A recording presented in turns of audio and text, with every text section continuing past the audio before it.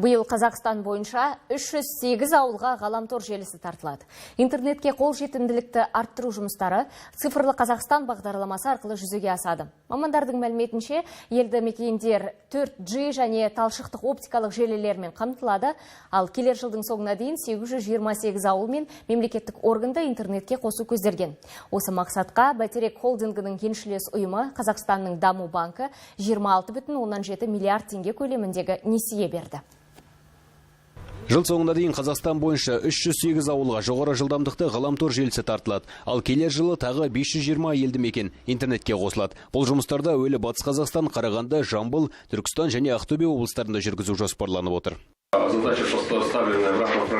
Ауылдарда, мемлекеттік органдарда кең жолақты интернетпен қамтамасыз ету цифрлық Қазақстан бағдарламасы аясында іске асады. Біздің көбіміз қалада тұрамыз. Сондықтан 4G жоғары жылдамдықпен ғаламтор желісі барлығына қолжетімді. Ал ауылдық жерлерде мұндай жағдай жасалмаған. Егер жұмыстар жоспарға сай орындалса, елді мекендердегі білім, денсаулық сақтау салалары қарқынды дамиды. Ғаламтор желісін тартуға жұмсалатын қаржыны Бәйтерек холдингінің еншілес ұйымы Қазақстан даму банкі акционерлік қоғамы несие ретінде ұсынды. Сондай-ақ қосымша жұмыстарға Қазақтелеком өз тарапынан 31,1 миллиард теңге бөледі. 26 миллиард 700 миллиондай теңге несие бөлініп жатыр.